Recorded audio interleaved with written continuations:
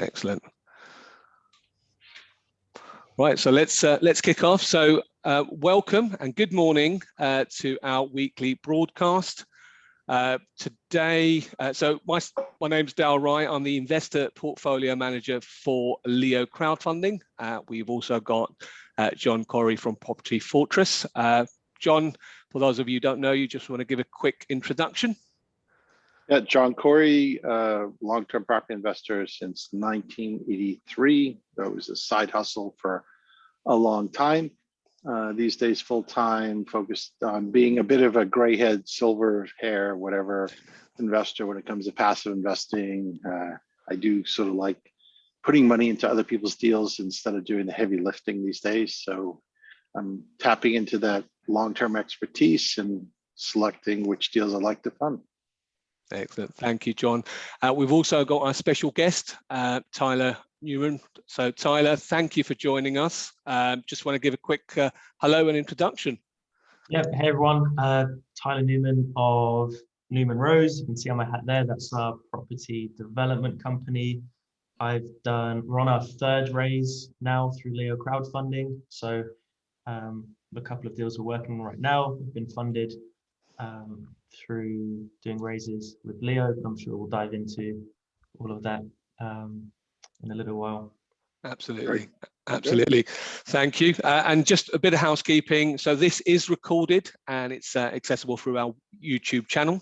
So those of you who haven't subscribed already, please do so. Any questions, please do put them on the chat, on the Q&A section and not the chat. And then we can go through them during the course of the broadcast. So let's kick things off. So just a quick update from us, what's going on with Leo currently.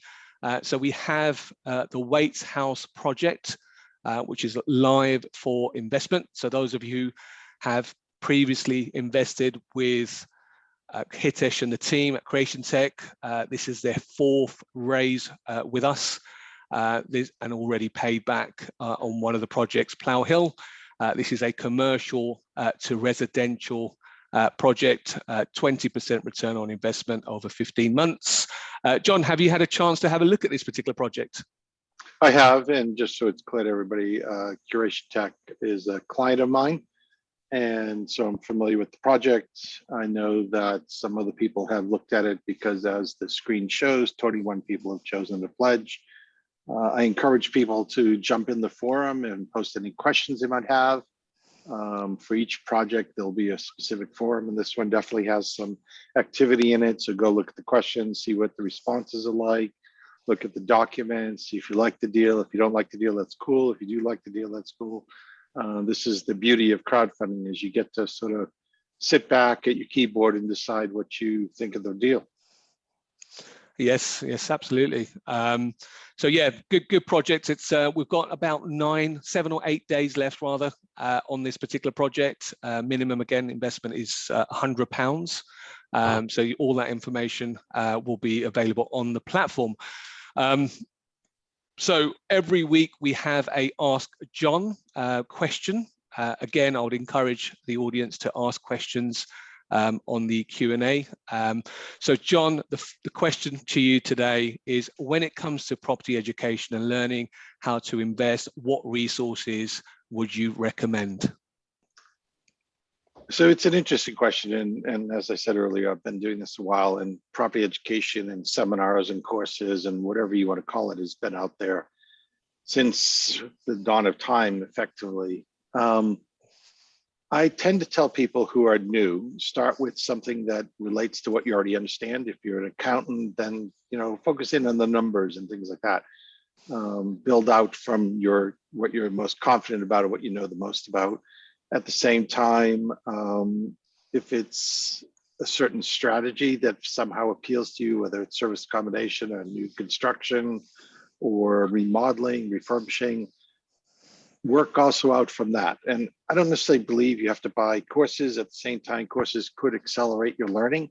So I think they are a wise investment, but I have found, and I think other people would say the same, that you learn the most from courses after you have some experience. So it's a little, back and forth where you learn a little, you apply a little, then you go learn some more, you apply a little more. People do tend to learn well when they're doing things, and they make some mistakes. You have to be able to afford that. Mistakes will happen. Even if you did everything perfectly, there's still weather, there's still wars, there's still inflation. So just be careful about going hog wild on courses and spending tons of money. I've heard of people spending tens of thousands of pounds on courses and more courses, but they haven't even gotten started. So I think one of the real advantages of Leo crowdfunding and crowdfunding in general is you can actually sort of lose your virginity and get started with property investing for very small increments. You can then backfill with some educational material, whether it's free online or whether it's a paid course, and then you can iterate and keep improving what you know. The market does keep changing, so even if you're really good at this, you're going to have to possibly tune up, learn something new because the market's changed. Yeah, no, good advice for that. And also just connecting to the right people. What advice would you give around kind of how to go about connecting with the right type of people? Well, let me change it slightly. So rather than the right type, I think there are people who know certain topics, and you probably want to get a second opinion, third opinion, fourth opinion. So the online forums are quite good. The sort of the more public ones, Facebook, LinkedIn, whatever, where you can post the question and other people who might have experience with that will respond. There's even some WhatsApp groups. You need to be careful because sometimes people think they know stuff and they don't. So try to collect a few different views on the same topic. Try to form sort of a broad perspective on that topic. Ask around. Sometimes if you ask very specific personal questions like, what do you think of so-and-so, you won't get a good response. The UK laws are quite harsh when it comes to libel and slander. So people might say, I'll private message you or something. The other side of that is you can find out about course providers. You can find out about deal information.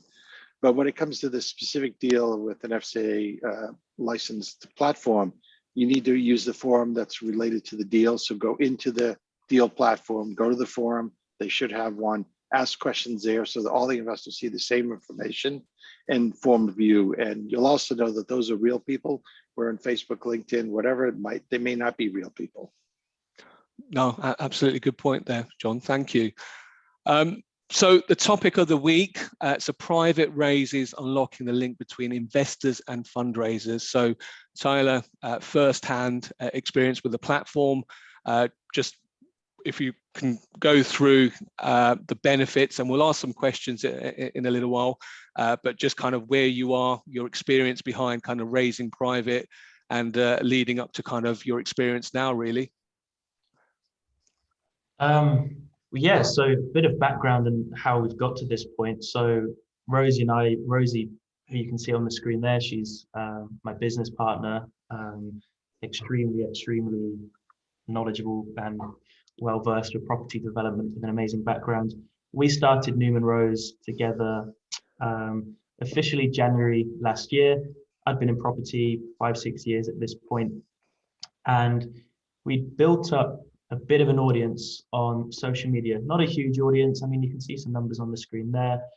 And we started Newman Rose, and we agreed to buy kind of our first deal, which was the Hall Barn Road project on the very left, which is to build 17 houses. And we needed to raise some money for it. Now, we knew most of the funds, the majority of the funds would come from the bank in the form of development finance, but there was some equity we needed to raise. And the problem we kind of faced was we had the deal, we had an audience of people that know, liked and trusted us and still do, but and potentially we could get them to invest in the deal. But in the middle, there's all this FCA regulation, which was all a bit of a blur for us. And we kind of knew, well, I knew from, I came across John a few years back and went through kind of a mini course on compliance, and probably didn't digest all of the information back then or fully understand it, but I knew it existed, and I knew when it comes to raising money for property deals, there are laws and regulations around it. So before we started promoting our deal to our audience willy-nilly and getting investors to commit to investing in it, I was like, I just want to make sure we're doing this the right way, because reputation is very important to us. The last thing we want to do is raise funds illegally on the wrong side of the law. God forbid something was to go wrong and the FCA end up not being happy with us. So reached out to John. John then sort of explained the situation to us of how sort of we can go about doing the raise, and introduced us to Leo crowdfunding. And then at that point, we were able to essentially go through the process of going to Leo and saying, look, this is our deal, getting our equity offer document approved, and then going and speaking to our audience and getting commitments. Tyler, let me jump in slightly. That was a very interesting point that you made, and I think it ties nicely to earlier that you knew enough to ask. You knew enough to reach out and find out, like, I'm sure there's more that I don't know, so I need to go check with a few people. And you did that, and that was great. And then that led you to the platform. So as the earlier question was highlighting, use social media, use other means to reach out to people who might know a topic better than you do, and collect a few opinions, a few views. Someone will refer you to maybe an expert in the topic. And that's exactly how you came around to this private raise. So if you could, if from your point of view, at least, what is a private raise? So a private raise is where we, as the fundraiser, as a developer, find and attract the investors ourselves. And then we facilitate that fundraise. I mean, behind the curtain is a term we've used before, so it's not advertised on the public domain on the Leo crowdfunding website. So at the minute, we've actually got a private raise, another private raise we're doing right now. And if you were to go onto the Leo website as a member of the general public, you wouldn't be able to see the details of that raise. The only people that can see that are the people we've shared the link with. So that's, I guess that's the answer. That's a private raise. So instead of it being visible for someone randomly looking at the Leo site, you're saying that it's behind the curtain, it's sitting there so that you can share the documents that are approved to be shared, and you can bring those investors or pull the investors to your deal. Yeah, and the benefit for us of the private raise, probably a few things. One, on the first private raise we did, although we'd secured the property deal, we hadn't yet completed, and I was conscious I didn't want the seller of the property going online. They knew we were out raising money. They knew we were out speaking with investors. They knew we'd be able to fund it, but I didn't want them to be able to get it. They see on the website that we're publicly advertising, because they might think, oh, it might spark a little bit of uncertainty, and the seller of the land might think, well, Tyler, Rosie, can you actually fund this or not? What's it doing here? So the benefit to us of doing it behind the raise is kind of had control over who was looking at it. And that's also great because it just allows us, we can promote the deal to a select few people that we'd like to work with. So the first one we did, it was for, I think, 480,000 or 380,000 pounds. And the commitments on that were, I mean, there was only 4 investors. So they were significantly large commitments because it was the first time doing it for us. We kind of thought, instead of opening it up and having hundreds of people invest in this project, let's just get a few people that we know and like, that we want to work with, and then see how we get on. So actually, Del, is the third question something that's appropriate for you to address? Yeah, absolutely. So I guess benefits of investing via a private raise. Why would investors care? So one of many reasons. I think the main one would be developers who have more than one investor, so multiple investors, otherwise known as a collective investment scheme, have an obligation to ensure investment is regulated within the FCA guidelines. And I have actually put a link via the chat. So any developer who wants to know a little bit more about that can click on the FCA link there. But that being compliant is kind of the main reason you would do a private raise or go via the platform to do the raise as collectively. Hey, Del, I think you might have shared the link to panelists and hosts, or Let me try. Because it didn't come through at all. So I don't even see it as a panelist. Let me see. So you're saying that investors can pool their money. So that's a yes, but why private versus public? What's the benefit for the people providing the cash? I could see how Tyler was using it to maintain confidentiality. Are there benefits to the cash investors, or is it just, frankly, it's another shade of a color? Yeah, I think one, it very similar to why Tyler's using the platform, so keep it confidential.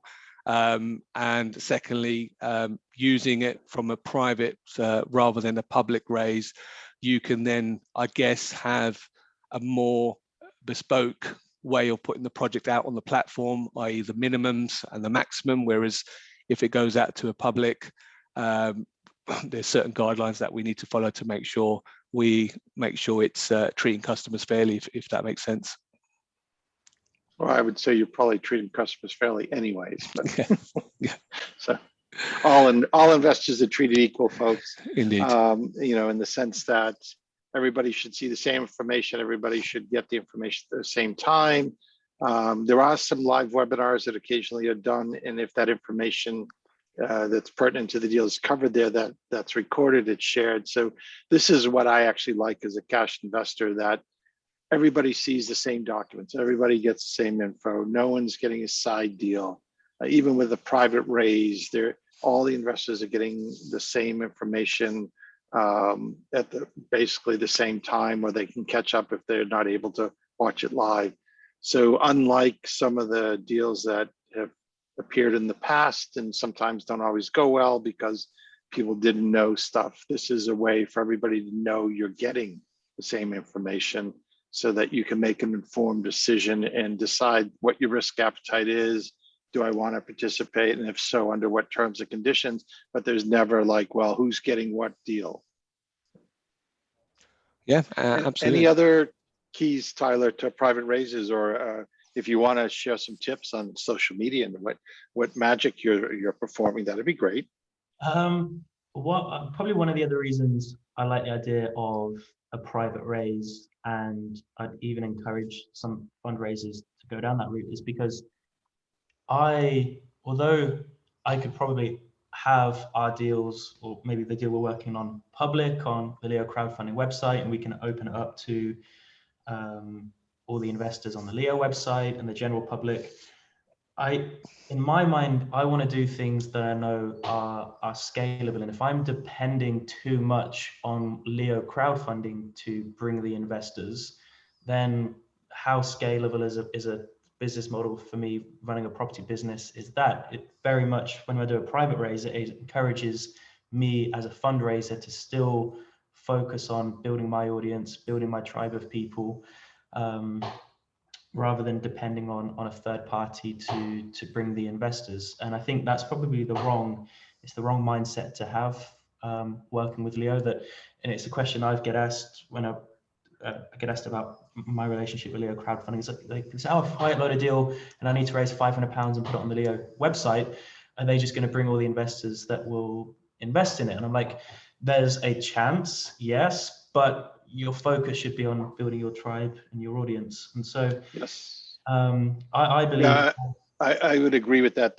it's a great opportunity for Newman Rose to build its brand, to build its sort of identity and network of investors. And this keeps the process legal, but you still are the primary, or you and Rosie are the primary people for the relationships with these investors. And it's the trust that you build up with those investors. So I do like how you're front and center with trying to get the message out there, get the investors on board, but doing it in a legal compliant way. So not only are you building that identity, but you know that it's not going to get wiped out by an FCA investigation. Yeah, and I mean, I shared with David, and maybe he forwarded it on to you, John, just a few days ago, an article of another, and this is a great thing, a property educator in the north of England who had done a joint venture with multiple investors and lost the investors' money, and it wasn't, of course, wasn't done compliantly. And I think probably the misconception I had of Leo crowdfunding, and I'm sure it's the same for a lot of people, is that crowdfunding is where you can just upload a deal and it's going to get marketed to the public and everyone can invest. And that's great. But the biggest benefit is the compliance umbrella, the whole system we have of just being able to go from having a deal to getting the funds committed legally, compliantly, and in a system that works. Whereas, well, one, I couldn't do a collective investment scheme on my own anyway. But two, if I wanted to go out and vet investors, I need to be going out, getting them to sign declarations, getting evidence of everything, documenting every single conversation, hoping I don't miss anything. But with this, it just allows us to not forget about all of that, but kind of have someone help us do all of that, and now I can focus on the most important tasks, which is building and nurturing my audience. So yeah, you don't make any money as a developer by running the compliance department. So outsourcing it for a relatively small amount of money and knowing it's done compliantly is a big load off your back, so to speak. For sure. Any other comments on private raises that we want to cover before we move on?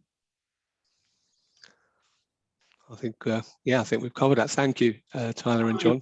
The one and biggest tip I could give to anyone that's looking to do a private raise when it comes to building your audience is that just make it apparent that you do work with investors. You don't have to necessarily promote the fact you're looking for new investors, but just by kind of mentioning online that, oh yeah, we congratulations to our investors that helped us get into this deal. We're super excited.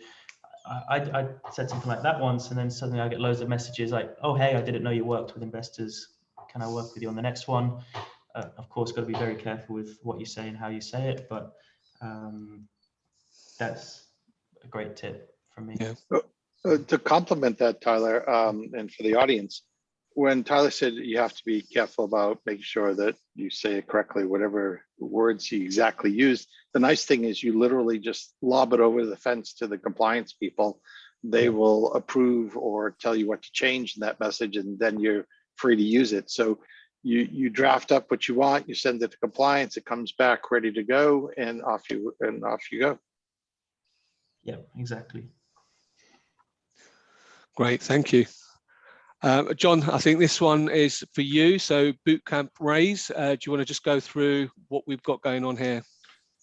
So yeah, for folks who want to raise money, and this is generally for more experienced people that are doing deals, if you're the stage in your business where you could land more deals if you just had the capital, or another way to hear it is you've run out of cash, you've got it tied up in other projects, and there's a great deal that's coming your way, or 2 or 3 deals, and you're stuck. You can sign the contract, you can handle the deal, you can run the project.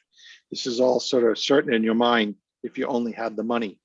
Well, this is a 3-day live program where we'll be showing you exactly what you need to do to raise the money, what documents are needed, what processes you use, the steps, how to get the message out, what the shareholder agreement needs to look like, and all the rest. And by the way, on some of these things, one of the easier ways to passively sort of learn is if you just take advantage of the deals that are on the platform, follow them, watch what happens. That's your competition for raising money. Get copies of shareholder agreements from other deals. That's a template for what you might need to do. Bring all that information, that knowledge, those questions, this 3 days, June 7th, 8th, and 9th, and we'll make sure that you're ready to go when you have a deal to raise money for. Brilliant. Is there a price on this? There's nothing on the page. I think the full price is $297. I believe at that URL, raising-funding.com/class, it's at a discount for the month of May. This is in June, but during the month of May, I believe it's £100 off. We'll have to get that slide fixed. Thank you for that, John. So next week, we do have a special announcement. So David will be on the broadcast and be announcing some exciting news from Leo Crowdfunding. So we're looking forward to that. And I think that then concludes our broadcast this week. I want to thank everyone on the for attending today, and you just want to say a few words before you go, Tyler, and really appreciate you coming on today. Yeah, yeah, if anyone wants to ask me any questions, I'm on Instagram, LinkedIn, YouTube. You just search Tyler Newman on any of the above. You'll find me. More than happy to sort of help with any further questions. Thank you. John? It's been fun. And what's interesting is Tyler and Rosie are quite good with the social media. And I don't think it's an age thing. I think it's more a dedication thing, that they actually choose to use it. They get out there and make some interesting, engaging content, and that has created an identity in the market that exceeds the track record of the company. They're also very smart about taking their combined history, sales and real estate with Tyler's side, and Rosie in development and multi-generational developer, and they bring that information forward. They share it with people, and that causes engagement. And that's the secret to crowdfunding, is having engagement with the community. Yes, absolutely. I think someone referred to a developer referred to it as hybrid developer. So the new type of developer using social media to get the best results. So completely agree. So that's now end of the broadcast, and thank you for everyone who's attended. As I mentioned, it is recorded. We do have a question that's just come in. Oh. Do you have access to the link for the event? I believe the training. So the question is, can you show the link for the event? So if you could drop it to everybody into the chat, that will allow this person to click on it. Absolutely, I'll get that to you. So Dal's going to drop it into the chat, folks, and you will be able to watch this presentation on YouTube. So in about 30 minutes, is how I understand it. And that'll give you an opportunity to copy it off the screen too, if you want to do that, or if you're watching this in recorded mode rather than live. Tyler, the hats are new? Yeah, we slightly amended our logo and our branding. So if you take that logo and then you write in diagonal and red investor across it and hand out the hats, then people wear them around, you know. You can send me a royalty check for that one. Sorry, I'm just getting that link now, and I'll get that on there in just a second. No problem, Dal. And if you have questions because you've watched the recording, Dal's available for questions. Tyler's available on social media. All messages that Newman Rose send out will be approved, so you can count on these things being reviewed. So it's a bit of a healthy ecosystem. And by the way, this is an example of Dal doing it in stone tablet form. He's chiseling it out right now. Right, I think I've got it here. I hope you do. You could type it if you had to. It's always the way. 5, 4, 3.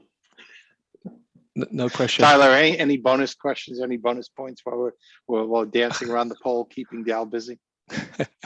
I would honestly just encourage anyone that is thinking of raising money or access to capital is just a bottleneck in their business.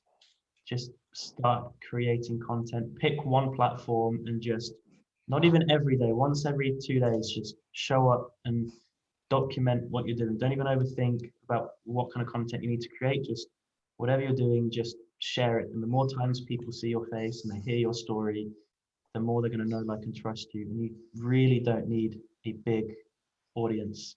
Yeah, I think that's a really important point, that don't even worry about talking about promotional things. Don't worry about sort of the legalities. What you should be sharing is just your journey. Don't talk about investment opportunities. That would be a problem.